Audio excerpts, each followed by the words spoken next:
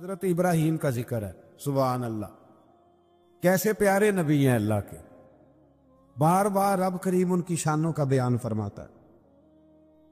وہ اپنی قوم کو بتوں کی بے بسی کی جانب متوجہ کرتے تھے۔ پھر ابراہیم علیہ السلام اللہ تعالیٰ کی نعمتوں کا اعتراف کرتے ہوئے فرماتے، اللہ نے مجھے پیدا کیا ہے، وہی ہدایت دینے والا ہے، وہی مجھے کھلاتا ہے، وہی پلاتا ہے، جب بیمار ہوتا ہوں تو وہی مجھے، اللہ اکبر، اللہ ہی مجھے دیتا ہے۔ پھر فرمایا وہی میری روح قبض کرے گا اور آخرت میں دوبارہ پیدا کرے گا، مجھے یقین ہے قیامت کے دن میری خطاؤں کو بھی معاف فرمائے گا۔ ابراہیم فرما رہا ہے، اللہ کے نبی، انہوں نے کون سی خطائیں کی تھی جی؟ ساری زندگی اللہ کی راہ میں جہاد کرتے گزر گئی، پھر بھی ڈر کے دعا مانگتے ہیں۔ سنگیو، غافل نہ بنے، غافل، ہر وقت معافی مانگنا یہ اللہ کے بندوں کا طریقہ ہے۔ میرے رسول کریم علیہ السلام نے فرمایا میں دن میں 100 دفعہ اپنے رب سے استغفار کرتا، بار بار استغفار کریں، بار بار اس سے معافی مانگیں، وہ معافی مانگنے والے سے بڑا ہی راضی ہوتا ہے۔ اللہ توفیق عطا فرمائے۔ یہ انبیاء کا ہمارے لیے تعلیم ہے، یہ تعلیم امت ہے، ورنہ انہوں نے کون سی خطائیں کی؟ اللہ اکبر۔ پھر فرمایا وہ دعا کرتے ہیں کہ اے میرے پروردگار تو مجھے صحیح فیصلہ کرنے کی قوت عطا فرما اور مجھے نیک بندوں کے ساتھ ملا دے۔ پڑھنا ذرا گھر جا کے سورہ شعراء، آپ کو سمجھ آئے گی۔ اللہ کے نبی دعائیں مانگتے ہیں، یا اللہ ہمیں نیکوں کی سنگت عطا فرما۔ ہمارے زمانے میں ضرورت ہی کوئی نہیں نیکوں کی، اور پھر سنگت، پھر ان کے ساتھ رہنا، پاس بیٹھنا، اس کی ضرورت ہی کوئی نہیں، سارے خود ہی بڑے بڑے پیرے کامل ہیں۔ بلکہ اب تو بہت سارے لوگ کہتے ہیں پیر صاحب کو بھیجو تھوڑی دیر میرے پاس بیٹھے، میں کو سبق پڑھاؤں، معاذ اللہ تعالی۔ اے اللہ، بعد میں آنے والے لوگوں میں میرا ذکر خیر سچائی کے ساتھ جاری فرما، مجھے جنت کی نعمتوں کا وارث بنا اور مجھے قیامت کے دن رسوا نہ فرمانا۔ یہ پتہ کیا ہے؟ یہ نا بندے کا اللہ سے رشتہ ہے، یہ رشتہ ہے۔ بندہ جب اس کی نعمتوں کو سوچتا ہے اور پھر اپنے روزمرہ کی عبادت کو، نیکی کو سوچتا ہے، تو پھر کہتا ہے اللہ تو نے بڑا دیا ہے، مجھے رسوا نہ کر دینا۔ یہ کئی دفعہ خفیہ تدبیر بھی ہوتی ہے نا، ہاں، یہ کئی دفعہ بہت شانیں جب مل جاتی ہیں تو خفیہ تدبیر بھی ہوتی ہے، خفیہ تدبیر بھی ہوتی ہے۔ ایک درویش کہا کرتے تھے کہ جب اللہ تعالیٰ تمہیں دنیا میں بہت سارا اجر دے دے نا، نیکیاں دے دے، پیار کرنے والے دے دے، دولت دے دے، تو پھر بھی اللہ سے ڈرا کرو کہیں ایسا تو نہیں کہ وہ ساری نیکیوں کا اجر دنیا میں دینا چاہتا ہے اور آخرت میں تمہارا حصہ ہی کوئی نہیں، سارا کچھ یہی نہ دے دے۔ اس لیے اس کی بارگاہ ناز میں یہ بھی دعا فرمائیں کہ اللہ قیامت کی رسوائی سے محفوظ فرمائے۔ اللہم استرنا بسترک الجمیل، اللہ سونے پردوں میں سے ایک پردہ نصیب فرما۔ آیت نمبر 91 سے متقین اور سرکش لوگوں کے ساتھ ہونے والے سلوک کا ذکر فرمایا۔ ایک نے ساری زندگی تقویٰ کیا، ایک نے سرکشی کی، گھوڑوں کی طرح بھاگا، مرضی کی زندگی جیا، اللہ نے دونوں کا ذکر فرمایا اور فرمایا گمراہ لوگوں کے جہنم میں آپس میں لڑنے اور ہر طرف سے نا امید ہونے اور ان کے دنیا میں واپس جا کر ایمان لانے کی ناممکن خواہش ہے۔ یہاں بڑے لوگ کہتے ہیں جی اللہ چاہے اور نیکوکاروں کو جو ہے وہ معاذ اللہ دوزخ میں ڈال دے اور ہمیں اللہ چاہے تو بخش دے، جس نے اٹھتی ہوئی جوانی میں بھی اپنی نظر جھکا کے رکھی اور جیب میں لاکھوں کروڑوں ہونے کے باوجود بھی اپنے رب کی رضا والی بات کی، اور تو ساری زندگی گزارے بے حیائی اور فحاشی میں اور دعوے تو عجیب کر دے۔ اللہ بے نیاز ضرور ہے پر بے انصاف نہیں، بے نیاز ضرور ہے پر وہ بے انصاف، یہ سمجھ لیں۔ ہاں، کسی کو یہ دعویٰ نہیں کرنا چاہیے کہ میں نیک ہوں تو جنت میرے نام الاٹ ہو گئی ہے، دعا کرنی چاہیے اور اس کی بارگاہ میں معافی چاہنی چاہیے، لیکن یہ جو گناہگار پھر دلیروں جیسی باتیں کرتے ہیں نا، اس کا تو معاملہ یہ ہے کہ ایک گناہگار اوپر سے سینہ زور، یہ ظلم ہے، یہ جبر ہے، اس سے بچیں۔ ہاں اگر کوئی رب کی رحمت کا بازو تھام کے بات کرے گا تو اللہ بڑا ہی کرم فرمانے والا ہے۔ آیت نمبر 105 سے نوح علیہ السلام کی دعوت حق کا ذکر ہے۔ وہ رسول امین تھے، سرکش لوگوں نے کہا ہم آپ پر کیسے ایمان لائیں، آپ کے پیروکار تو پسماندہ لوگ ہیں۔ یہ نوح علیہ السلام کی قوم کا ذرا انداز سن لے، کہنے لگے پسماندہ سے غریب سے بندے آپ کے کلمہ پڑھنے والے، ہم چودھری ہو کے آپ کو مان جائیں، یہ کیسے ہو سکتا ہے؟ پھر نوح علیہ السلام اللہ تعالیٰ سے اپنے اور اپنی قوم کے درمیان آخری فیصلے کی دعا مانگتے ہیں۔ اللہ تعالیٰ ان کو اور ان کے پیروکار مومنوں کو کشتی کے ذریعے نجات عطا فرماتا ہے اور سرکش قوم طوفان میں ڈوب جاتی۔ آیت نمبر 124 سے حضرت ہود علیہ السلام اور ان کی قوم عاد کا ذکر ہے۔ اللہ تعالیٰ نے اس قوم پر نعمتوں کی فراوانی کی، چپایوں، اولاد اور نہری باغات کی صورت میں فرمائی۔ انہوں نے مضبوط مکانات اور بلند مقامات پر عشرت گاہیں تعمیر کر لی۔ آج کل بھی فارم ہاؤس نہیں بن جاتے جلدی سے، فارم ہاؤس بن جاتے۔ بالآخر نبی کی تکذیب کی بنا پر اللہ نے اس قوم کو بھی ہلاک کر دیا۔ پھر آیت نمبر 141 سے حضرت صالح علیہ السلام اور ان کی قوم سمود کی نافرمانیوں کا ذکر ہے۔ ان پر اللہ تعالیٰ نے نعمتوں کی فراوانی فرما رکھی تھی، میٹھے چشمے، باغات، زرخیز زمین کی کثرت، پہاڑوں کو تراش کر مکان بناتے تھے، لیکن جب انہوں نے ناقۃ اللہ یعنی اللہ کی اونٹنی کی بے حرمتی کی تو ان پر عذاب نازل ہوا۔ تو جو ناقۃ اللہ کی بے ادبی کرے، اللہ کی اونٹنی کی، اس پر عذاب نازل ہوتا ہے، تو جو رسول اللہ کی بے ادبی کرے اور جو اولیاء اللہ کی معاذ اللہ بے ادبی کرے، اس کا کیا حال ہوگا؟ اللہ تعالیٰ ہدایت کا رستہ نصیب فرمائے۔ آیت نمبر 160 سے لوط علیہ السلام اور ان کی قوم کا ذکر ہے۔ اس قوم کی بدعمالیوں کا ذکر ہے کہ وہ حلال بیویوں کو چھوڑ کر غیر فطری طریقے سے اپنی جنسی خواہش پوری کر دے، گناہ کے اڈے آباد کرتے۔ لوط علیہ السلام کی بیوی بھی ان کے ہم خیال تھی۔ بالآخر اللہ تعالیٰ نے اس قوم کو بھی تباہ و برباد کیا۔ پھر شعیب علیہ السلام اور ان کی قوم کا ذکر ہے۔ یہ لوگ اصحاب الایکہ کہلاتے تھے۔ یہ لوگ لین دین کے وقت ناپ تول میں ڈنڈی مارتے۔ ان کی سرکشی کا یہ عالم تھا کہ نبی سے کہتے اگر آپ سچے ہیں تو ہم پر آسمان کیوں نہیں پھٹ پڑتا۔ پھر اس قوم پر بھی عذاب نازل ہوا اور وہ تباہ و برباد کر دیے گئے۔ لوط علیہ السلام کی بیوی بھی ساتھ رہتی تھی لیکن کافروں کی ہم خیال تھی، اور نوح علیہ السلام کا بیٹا بھی اور ان کے گھر والے بھی کچھ اسی طرح کے تھے۔ ایک بات ذہن میں رکھیں، دو بھائی اکٹھے رہتے ہیں، دونوں نے اپنی اپنی قبر میں جانا ہے۔ کسی گھر کا ایک فرد اگر غلط ہوگا تو اس سے مراد وہ پورا خاندان نہیں ہوگا۔ اس لیے قرآن مجید نے کہا ہے کہ کوئی قیامت میں ایک دوسرے کا بوجھ نہیں اٹھائے گا، سارے اپنا اپنا ہی اٹھائیں گے۔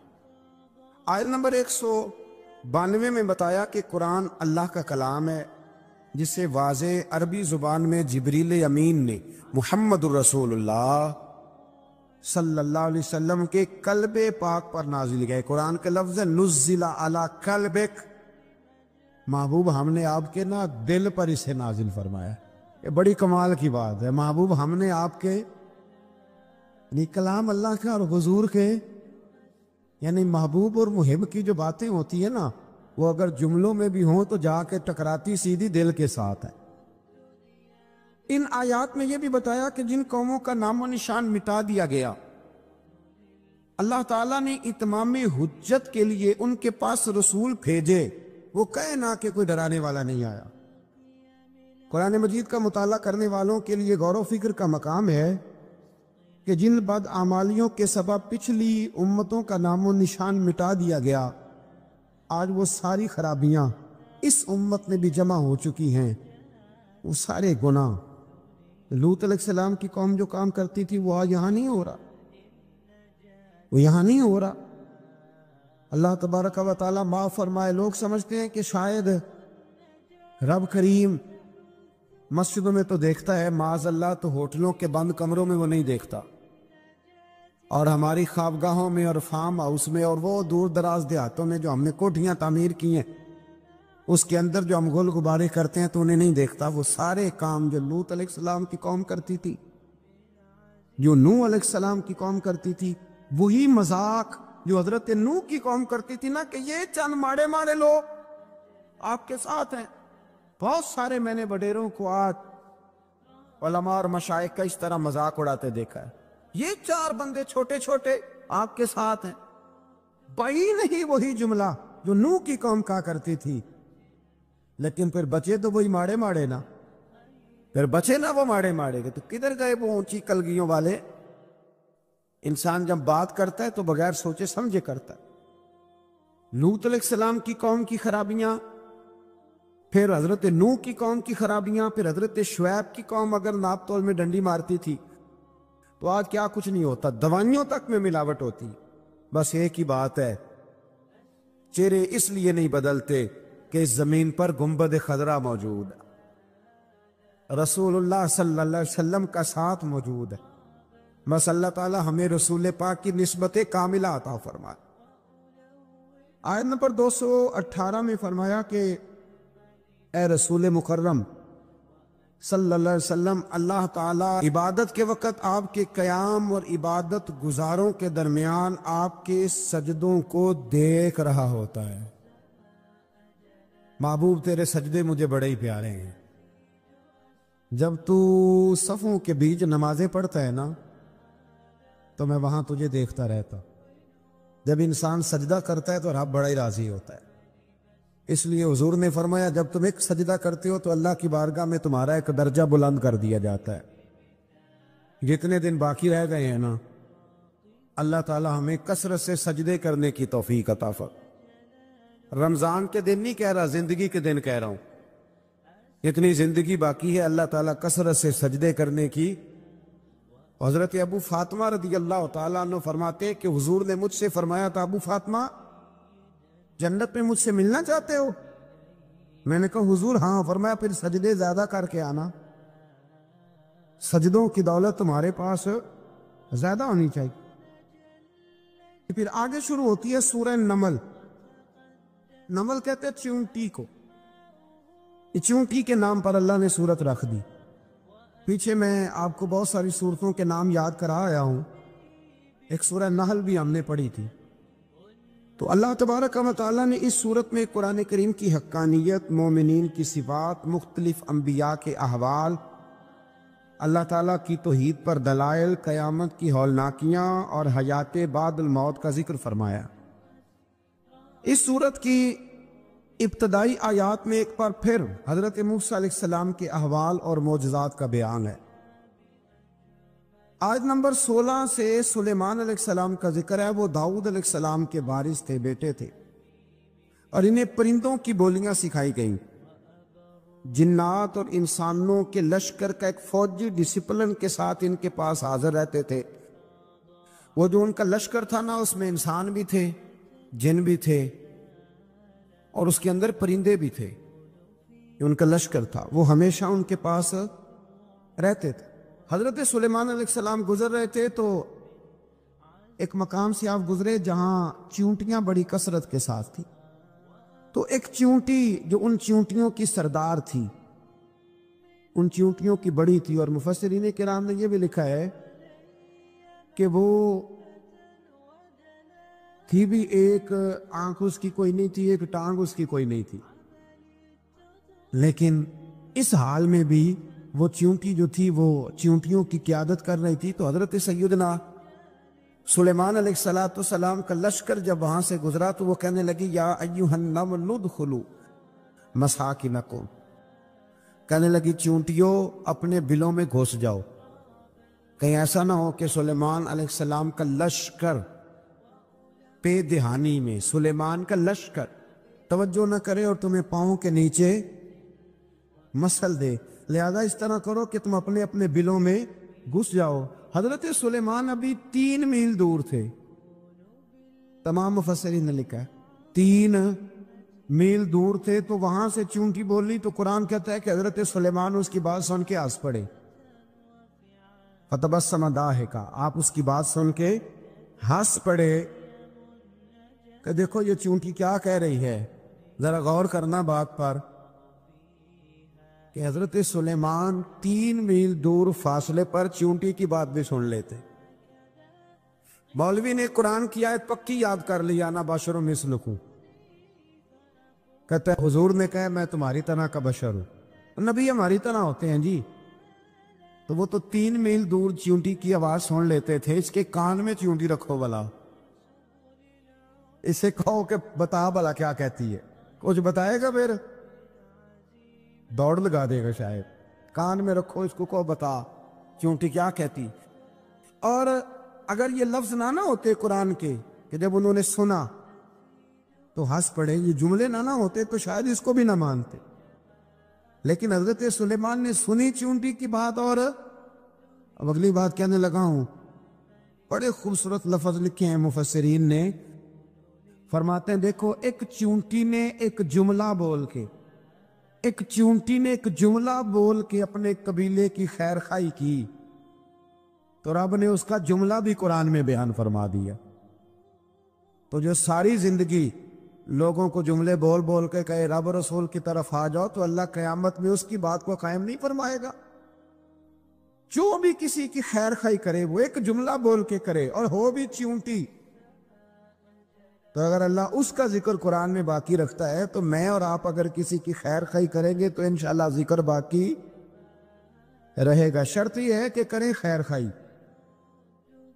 خواہی کرو، کسی کی ایک جملہ بول کے بھی کرو، چونٹی بھی ہو تو اللہ قرآن میں ذکر باقی فرما دیتا ہے۔ تو اللہ تبارک و تعالیٰ نے اس بات کا ذکر قرآن مجید میں فرمایا، اس پر کئی کچھ لکھا ہے۔ اسی طرح سے ایک بات اور لکھی ہمارے مفسرین نے کہ حضرت سلیمان ایک دن اسی طرح نکلے، قحط پڑ گیا تھا، بارش نہیں ہوتی تھی، تو حضرت سلیمان باہر میدان میں نکلے دعا کرنے کے لیے، خشک سالی۔ تو جب آپ گئے تو ایک چونٹی اپنے پر پھیلا کے دعا مانگ رہی تھی، تو رب کریم نے فرمایا سلیمان آپ واپس چلے جائیں، بارش آ جائے گی پر آئے کہ چونٹی کی دعا پہ۔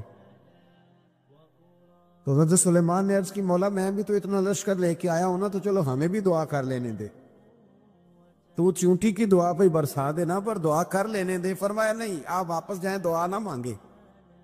یا اللہ کیوں؟ فرمایا چونٹی کا دل ٹوٹ جائے گا، وہ تو کہے گی کہ یہ سلیمان کی لشکر دعا پہ پھر بارش آئی ہے، تو آپ نہ کریں تاکہ اس کے دل میں یہ بات رہے کہ نہیں میرے رب نے میری دعا پہ بارش فرمائی۔ آپ جائیں، آج بارش آئے گی پر آئے گی چونٹی کی دعا پہ۔ تو جو چونٹی بارش کی دعا کرے قوم کے لیے، اللہ اگر اس کا ذکر قائم رکھتا ہے، تو جو اپنی قوم کے لیے ہدایت کی دعا کرے، اور کبھی کبھی گردن جھکا کے دیکھا کرو کہ دل میں رسول اللہ کی امت کا درد کتنا، اگر کہیں حضور کی امت کا درد ہے تو پھر انشاءاللہ ذکر قیامت تک باقی رہے گا، پھر انشاءاللہ قیامت تک آنے والی نسلیں بھی آپ کا ذکر کرے گی اگر حضور کی امت کا درد سینے میں موجود ہے۔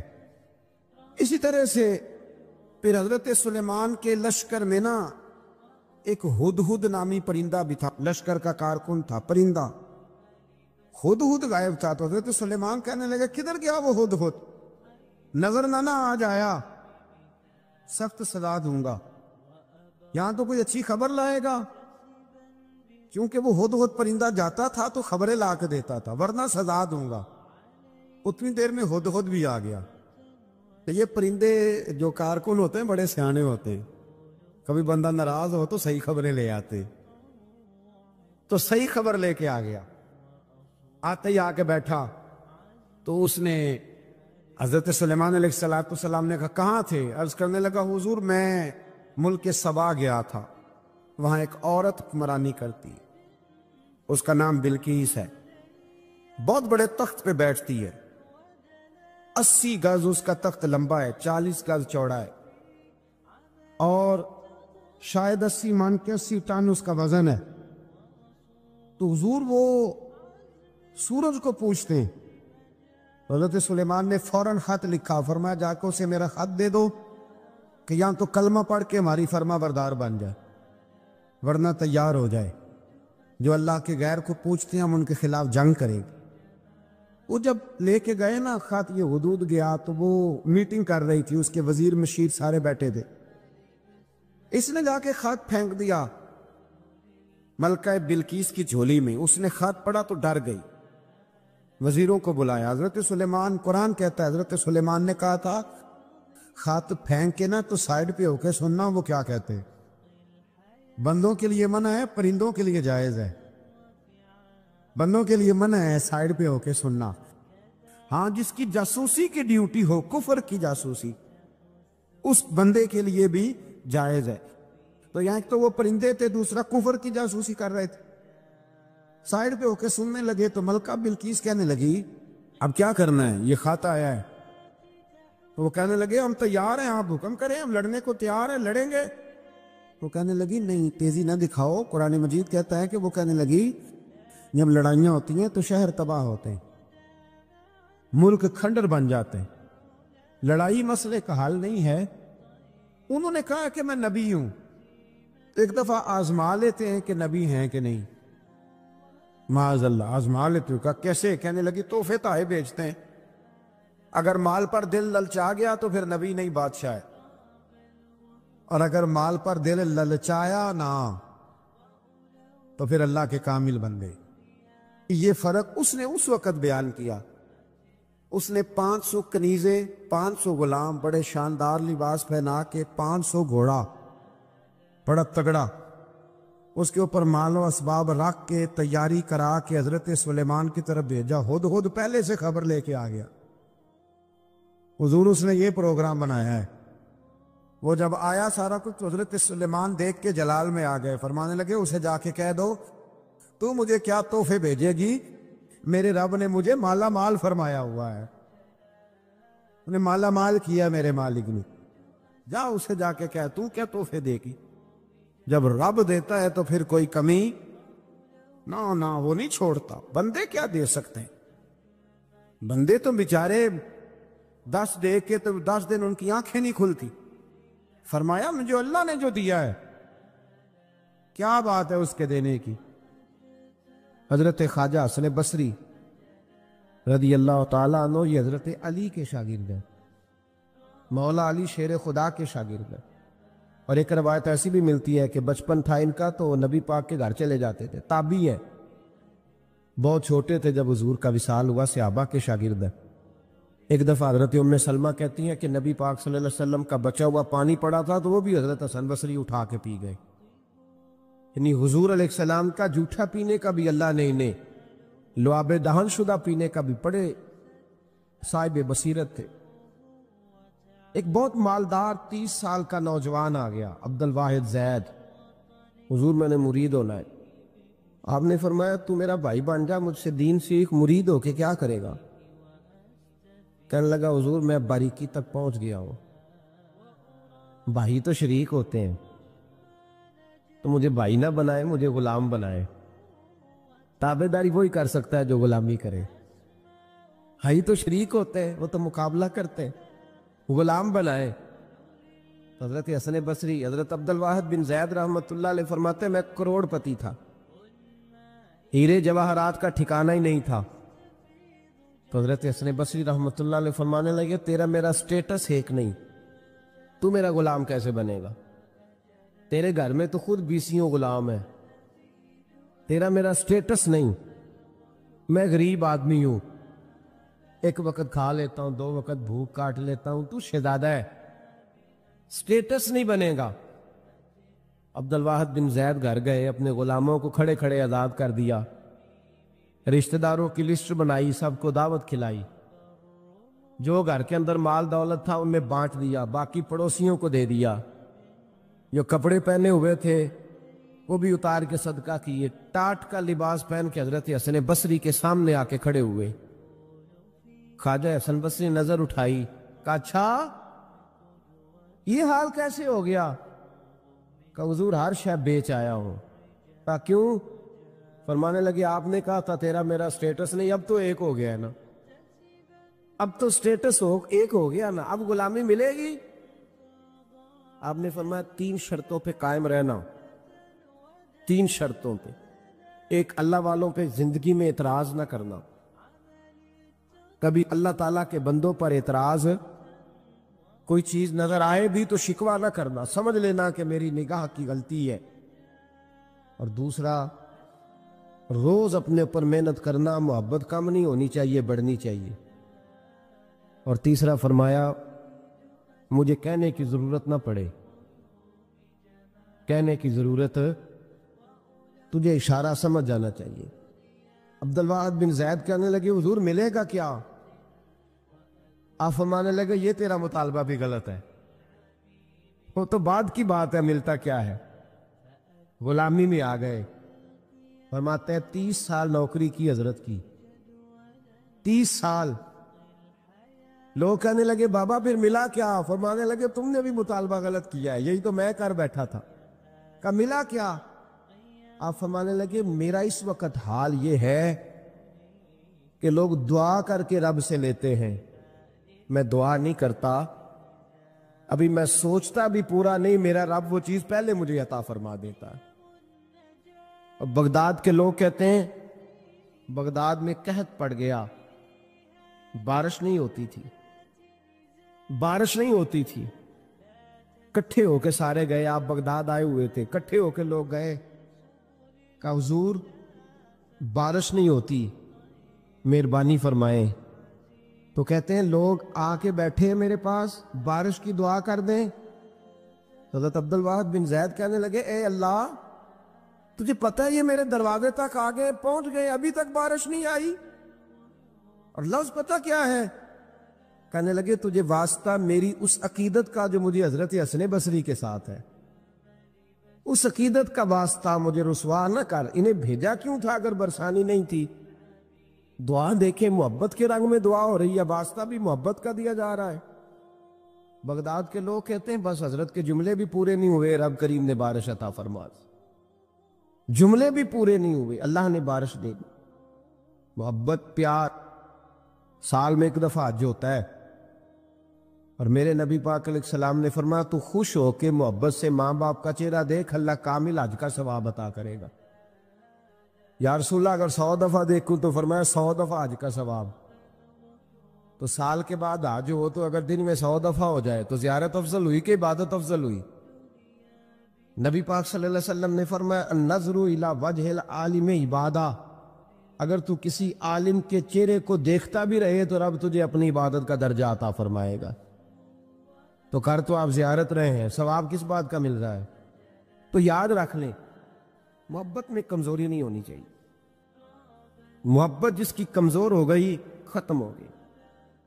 ایک منٹ کے لیے بھی اپنے اوپر یہ یاد رکھیں، وہ کہا تھا حضرت سلطان بہو نے جو دم غافل سو دم کافر۔ یاد رکھیں عقیدتوں میں جب لچک آتی ہے نا، جب کمزوری پیدا ہونے لگتی ہے، کمزوری، پھر رشتے سہاروں کے محتاج ہونے لگ جاتے ہیں، پھر رشتے سہاروں کے محتاج ہوتے ہیں، پھر گفتگو کے محتاج ہوتے ہیں، سمجھانے کے محتاج ہوتے ہیں، پھر توجہ دلانے کے۔ اور جب رشتے سہاروں کے محتاج ہوتے ہیں تو پھر رشتے بیساکھیوں والے ہو جاتے ہیں اور لنگڑے ہو جاتے ہیں، پھر ان کا حسن ضائع ہو جاتا۔ اقبال نے کہا تھا نہ وہ حسن میں رہی شوخیاں، نہ وہ عشق میں رہی گرمیاں، نہ وہ غزنوی میں تڑپ رہی، نہ وہ خم ہے زلف ایاز میں۔ وہ کیفیت نہیں رہتی، جس کو کہنا پڑا، بتانا پڑا، سمجھانا پڑا۔ اس نے تو بیساکھی مانگی ہے، بیساکھیاں نہ مانگیں، اپنی محبت کو دوام دیں، روز نئے سے نیا زاویہ۔ کسی نے حضرت ابو بکر صدیق رضی اللہ تعالیٰ عنہ کے بارے میں بڑا خوبصورت جملہ لکھا ہے، انہوں نے لکھا ہے قریب رہنے والے کی محبت کم ہوتی ہے۔ یار کتنا بندہ قریب رہ سکتا ہے، حد ہوتی ہے نا۔ کہنے لگے یہ عجیب شخص ہے، ہمیں عجیب نسخہ بتا گیا ہے۔ کہتے ہیں قریب رہنے سے محبت کم نہیں ہوتی، بلکہ محبت تو تب بڑھتی ہے کہ بندہ قبر میں بھی ساتھ اکٹھا ہو جائے، وہ جاتی دفعہ مزار کا بھی ساتھ لے کر اپنے اوپر رب رسول کی محبت کا رنگ چڑھائیں اور اس رنگ پہ مضبوطی ڈالیں۔ اور کچا رنگ للاری والا جڑا چڑھدا لیندا رہندا، عشق تیرے دا رنگ محمد چڑھ جائے پھر نہیں لیندا۔ کام سارے ہی ہو جاتے ہیں، لیکن جو محبت ہے نا، ہمارے سلاسل طریقت میں 3 چیزیں ضروری ہیں، ایک محبت، دوسری عقیدت، تیسرا ادب۔ یہ تین چیزیں جتنی جتنی پختہ ہوتی جاتی ہیں، فیض کے دروازے اتنی زیادہ کھلتے جاتے۔ فیض کس کو کہتے ہیں یہ بھی سن لیں۔ فیض کا مطلب یہ ہوتا ہے کہ میری طرف میرے پیر کی کتنی توجہ ہے، خدا کی کتنی توجہ ہے، اور محمد مصطفیٰ کی کتنی توجہ ہے صلی اللہ علیہ۔ میں کس قدر توجہ کرا پایا ہوں، ان کا کرم میری جانب کتنا ہے، محبت والے پہ توجہ کتنی ہے، محبت والے پہ۔ تمام صحابہ کو میرے نبی پاک صلی اللہ علیہ وسلم نے فرمایا میرا ابو بکر اس طرح ہے کہ میں ابو بکر میں سے ہوں، ابو بکر مجھ سے ہے۔ عمر کو دیکھ کے شیطان رستہ بدل جاتا ہے، عثمان سے فرشتے حیا کرتے ہیں، جس کا میں مولا اس کے علی بھی مولا۔ فضیلت بیان کی، ان تمام صحابہ نے عمل کیے ہیں، بدر میں گئے، احد میں گئے، خندق میں گئے، حنین میں گئے، ان کے اعمال ہیں۔ حضرت ویسے کرنی رضی اللہ تعالیٰ عنہ کا کوئی اس طرح کا عمل نہیں، نہ تبلیغ میں، نہ جہاد میں، نہ کسی اور جگہ، مجبوری بڑی تھی۔ یہ سارے عمل اس لیے، اب یہاں کوئی بندہ یہ ترجمہ نہ کر لے کہ جی عمل نہ کرو خالی محبت کرو، ان کی مجبوری تھی، ان کی والدہ علیل تھی تو ان پر پابندی تھی حضور کے حکم کی، وہ آئے نہیں، لیکن محبت جوش پہ تھی تو محبوب نے باقیوں کا اجر بیان فرمایا۔ کرن کی طرف منہ کر کے حضور نے اپنے گریبان مبارک کے بٹن کھول لیے اور ٹھنڈی ٹھنڈی آہیں بھرنے لگے۔ یا رسول اللہ کیا ہوا؟ فرمایا ادھر میرا ایک دیوانہ رہتا ہے تو وہاں سے مجھے ٹھنڈی ہوائیں آتی ہیں۔ محبت کا اجر ہے، محبت کا اجر۔ جو عمل کرنے والے تھے ان کو حضور نے ثواب بتلایا ہے، ثواب بتلایا، پھر اس محبت کرنے والے کا اجر بیان کیا۔ اس کا یار اتنا اجر رکھ دیا، اتنا اجر رکھ دیا۔ جو محبت کرنے والے تھے ان کا اجر کیا بیان کیا؟ حضور نے فرمایا علی اور عمر میرا جبہ لے کر کے جائیں۔ حضرت عبد الرحمن ابن عوف جیسے لوگ جو عشرہ مبشرہ میں سے ہیں، وہ منتیں کر رہے ہیں کہ حضور کا کرتا مل جائے، کرتا۔ یہاں لوگ بھاگ رہے ہیں کہ نبی پاک صلی اللہ علیہ وسلم کے وضو کے بچے ہوئے پانی کا تھوڑا سا حصہ مل جائے۔ ایک منہ مبارک کے لیے صحابہ تڑپ رہے ہیں کہ ایک بال مبارک، منہ مبارک نصیب ہو جائے، اور وہ جو محبت کرتے ہیں اور دور رہتے ہیں ان کو میرے مصطفیٰ نے فرمایا میرا جبہ لے جاؤ۔ اور ڈیوٹی کس کی لگائی؟ فرمایا علی جائے اور عمر جائے، دے کے آئے۔ خشک لوگ زندگی گزارنے لگے ہیں، محبت کا سوتا ہی خشک ہو گیا ہے۔ موٹا موٹا سا عمل، موٹی موٹی سی بات کرو۔ تمام صوفیاء نے اپنی زندگی لگائی اس کام پہ دی ہے۔ وہ کہتے ہیں تیری عبادت ناقص ہو کے بعض اوقات واپس لوٹ آتی ہے، ضائع ہو جاتی ہے۔ محبت ناقص نہیں ہوا کرتی۔ محبت میں تو کوئی گناہگار بھی ہو جائے تو میرے رسول فرماتے ہیں غلطی ہو گئی تو کیا ہوا، خدا سے بھی پیار کرتا ہے، محمد مصطفیٰ سے بھی پیار کرتا ہے۔ محبوب تو دیکھیے نا، صحابی ہیں حضور سے پیار کرنے والے، شراب پی بیٹھے، بخاری مسلم پڑھیے، شراب پی لی، خود در رسول پہ آئے، یا رسول اللہ غلطی ہو گئی معاف کر دے۔ کیا ہوا؟ شراب پی لی ہے، بھول گیا تھا، بچپن سے پیتا آ رہا تھا۔ حضور نے فرمایا منہ سونگو۔ سونگا تو کہا حضور بدبو تو آ رہی ہے شراب کی۔ فرمایا باہر لے جاؤ، کوڑے مارو۔ صحابہ کہتے کوڑے لگ رہے تھے اور اندر نبی پاک بے چینی کے عالم میں ٹہل رہے تھے، بے چینی کے عالم۔ ایک صحابی نے کہا حضور اس ملعون کے لیے معاذ اللہ، اس کے لیے آپ، اس نے شراب پی اس کے لیے بے چین ہے۔ حضور نے فرمایا چپ کر جا، غلطی ہو گئی تو کیا ہوا، خدا سے بھی پیار کرتا ہے، محمد مصطفیٰ سے بھی پیار کرتا ہے۔ تیری محبت توجہ کرائے گی نبی پاک کی تیری طرف۔ جو محبت، عقیدت، ادب، وفا، جذبہ، حسن، تازگی، روحانیت، یہ سارے ایک معنی کے سارے الفاظ ہیں، ان کا مفہوم ایک نکلتا ہے۔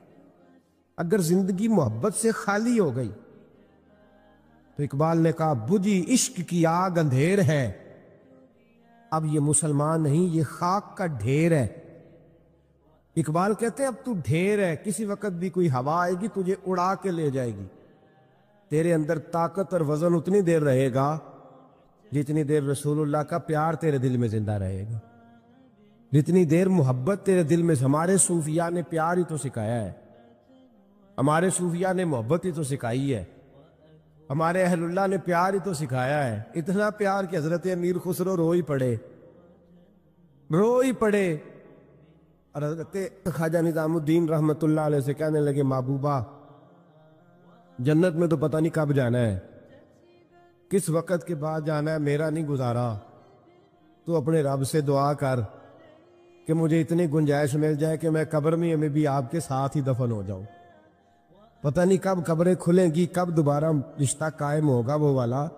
تو بھائی یہ جو پیار ہوتا ہے نا، یہ توانائی دیتا ہے، محبت جگا دیتی، محبت نکالتی ہے بندے کو دین کے لیے، محبت آگے بڑھاتی ہے اس کو خدمت کے لیے، محبت ہے جو وارفتگی کا جذبہ اختیار کرتی ہے۔ کہ جو لوگ کہتے ہیں نا کوئی عرض نہیں، اب ایک نیا رٹا نکل آیا، کہتے ہیں ساڈا ماں پیو ساڈا پیر ہے۔ اب یہ بھی ایک فتویٰ عام ہو گیا، جب تک اماں ابو موجود ہیں ہمیں پیر پکڑنے کی ضرورت ہے، یہ بھی ایک فتویٰ ہے، بہت سارے لوگوں کا میں نے سنا ہے۔ خدا کے بندو، حضرت ابو بکر صدیق جیسا پیر گھر میں موجود تھا، پھر بھی ان کے بیٹے نے جا کے در رسول پہ ہاتھ رکھا ہے۔ حضرت سیدنا بایزید بستامی رحمت اللہ تعالی علیہ جیسے جلیل القدر لوگوں نے اپنی اولادیں جا کے مرید کرائی ہیں۔ فاضل بریلوی رحمت اللہ علیہ سے بڑا پیر کون ہوگا؟ لیکن انہوں نے بھی اپنے بچے جا کے کہیں بیعت کرائے، اپنے گھر میں ہر شے موجود تھی، جو پیر تھے انہوں نے بھی کہا نہیں، روحانی تربیت کے لیے، دین سکھانے کے لیے ہم کافی نہیں، کہیں لے جانا پڑے گا، کہیں بٹھانا پڑے گا۔ یہاں لوگ اپنی مرضی کا فتویٰ گھڑتے ہیں۔ پیار، وارفتگی، خلوص، وفا کا رشتہ، محبت جب تک قائم نہیں ہوتی، اور محبت میں جب تک روز بروز اضافہ نہیں ہوتا، روز بروز جب تک یہ توانائی نہیں پکڑتی، سمجھ لیں کہ زندگی تنزل کا شکار ہے، آپ واپس آ رہے۔ اگر پیار کے ساتھ، محبت والے شخص کے ساتھ سفر کیا جائے نا، مجھے یاد ہے کہ لوگ کہتے ہیں اس آدمی کو ساتھ نہ لیں، سفر مشکل ہو جائے، اور بعض کو فون کر کے کہتے ہیں کہ تو ساتھ چل، سفر آسان ہو جائے۔ تو اس کا مطلب ہے زندگی کا سفر اگر پیار والا سنگی ساتھ ہو تو آسانی سے گزرتا ہے، تو معرفت کا سفر بھی تب بھی آسانی سے گزرے گا، جنت کا سفر بھی تب بھی آسانی سے گزرے گا، قیامت میں بھی انسان تبھی آسانی سے گزرے گا جب اس کے دامن میں محبت ہوگی۔ محبت کو کبھی خشک نہ ہونے دے۔ ہمارے ہاں پیار ہوتا ہے، اور جب ہوتا ہے تو بڑا جذباتی ہوتا ہے، بڑا جذباتی، پھر آہستہ آہستہ اس پہ میل کچھ چڑھنے لگتی ہے، شیطان، دنیا، زمانہ اس پہ کچھ نہ کچھ گرد اڑانے لگتا ہے، پھر وہ آہستہ آہستہ گدلا ہوتا ہے، میلا ہوتا ہے۔ کئی دفعہ ایسا بھی ہوتا ہے کہ اگر تیز دھوپ میں بندہ رہے نا، چھاؤں میں نہ آئے، تو وہ خشک بھی ہو جاتا ہے، سارے کا سارا مٹ جاتا ہے۔ تو اس سے بچیں، اپنا پیار رب رسول کے ساتھ تازہ رکھیں۔